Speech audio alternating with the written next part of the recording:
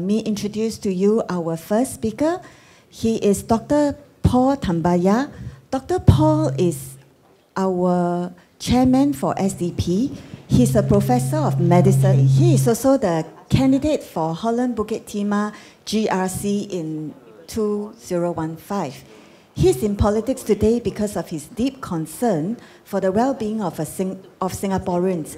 In particular, he believes that having access to good health care is the right of every citizen and not merely a commodity for the rich. Ladies and gentlemen, join me to welcome Dr. Paul Tambyah.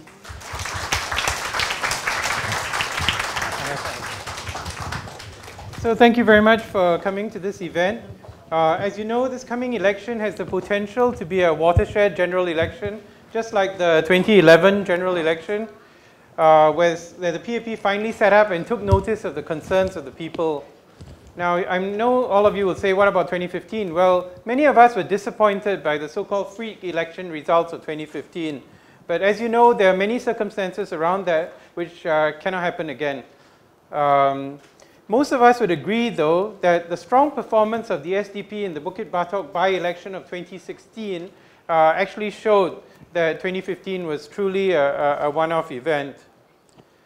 So this manifesto actually represents the culmination of a lot of hard work of a number of individuals, people from within the party, people from the volunteers, and we also had the communications team who put it all together.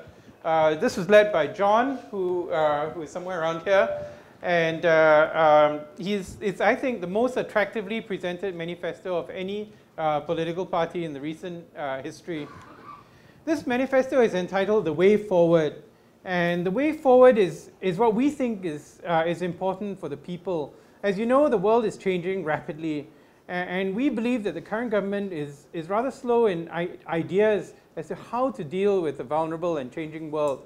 And so what we have here is ideas for the future of Singapore, the next generation of Singaporeans. You've heard a lot about young people all over the world who are worried about climate change. And this is a very real worry, especially in an island nation like us. But right now, on a day-to-day basis, young people are worried about their jobs, they're worried about housing, they're worried about healthcare for their parents, they're worried about education for their children. And all of these issues are addressed in our manifesto. Many of these are issues for Singaporeans because of cost. As you know, Singapore is one of the world's most expensive cities, and it's not just for expats. But for people in Singapore, the cost of living is extraordinarily high, and a lot of that is unnecessary because these are extractive costs which are put in by a government which seems to be determined to extract what they can from the population. You know, we must be one of the few countries in the world which has a GST on a water conservation tax. So you got a tax on top of that. So you know that Singapore, the SDP stands for Democratic Singapore built on justice and equality. Now these are Singaporean ideals. Somebody asked me, you know, where is the freedom of speech, freedom of expression in the manifesto? I tell you, it's there on every single page and every single photo because that's in the DNA of the SDP, and people know that. See, they know that we are the party that stands for the rights of individuals. That's part of our values. Rights before riches, people before profits, and wisdom before wealth.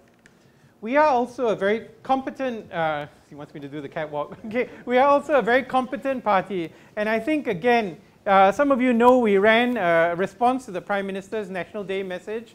And that came out the same night that the PM's National Day rally came out. And I can tell you the team that put that together was really super. This is our communications team and the media people who put it all together. So what we are talking about here is our promise. What do we promise to the people of Singapore? You know, every day in school we pledge one united people, regardless of race, language, or religion. And we believe that in the SDP. We resist the efforts to try and divide us into the Pioneer generation, Merdeka generation, Majulah generation, who knows what other generation they are. Or worse, to try and divide us by race and religion. The idea that we have racial quotas for an elected president but not for the Navy or Air Force doesn't seem to make sense, and it seems to be extraordinarily cynical. It's a step backwards for Singapore as a whole. So in this manifesto, you'll find a series of policies, housing, healthcare, cost of living, education, other things that are important to Singaporeans. Now, if you think that $39 is a lot to pay for a manifesto, well, I'll let you have a secret. You can actually download all of this free of charge on the internet. So why pay $39? The reason why you're paying $39 is because you are making a contribution to the efforts of the SDP in the next general election. This money goes into putting up the posters, to buying time, to getting the perambulators, to getting the stage, to getting the lighting, to getting all these really nice things that allow us to get our message across to the people of Singapore. As we have seen in the last few weeks and months, the PAP has actually taken draconian steps. They have changed the laws, and they have now made it possible for ministers to make wild allegations which get dutifully carried in the mainstream media. Sometimes they get a small little comment from the person who's accused in the 7th or 8th paragraph. And so it's really important that enough members of the alternative parties, in particular the SDP, get into Parliament so we can deny the PAP a 2/3 majority. And why is that so important? When you deny the PAP 2/3 majority, they cannot suka change the Constitution, because they need to have a 2/3 majority to change the Constitution at will. So we've had a very successful campaign launch at the beginning of the year, and many of you were there. We had it at the Mandarin Hotel after being kicked out of the other venue. And today we launch our manifesto via a fund, which is a fundraiser. In between, we've had walkabouts, we've had house visits. The grown-ups team are there knocking on doors, visiting the residents, hearing from them, engaging them in conversation and dialogue. And what we are doing over this period of time is to try and show the people of Singapore what we can do if they give us a chance to be their voice in Parliament, to speak up for them, to channel their concerns, their thoughts, their fears, their anxieties into Parliament, where decisions are made that affect each and every one of our lives. And so that theme runs through the book from cover to cover. We don't believe in giving handouts just when elections are near, but rather putting in place a fair system which allows each individual Singaporean, that's every one of you and me, to have a chance to live life to our fullest potential. These values have stood us well for the last 39 years, and I think that they are going to do that for the future. So give us a chance to be your voice in Parliament. Thank you.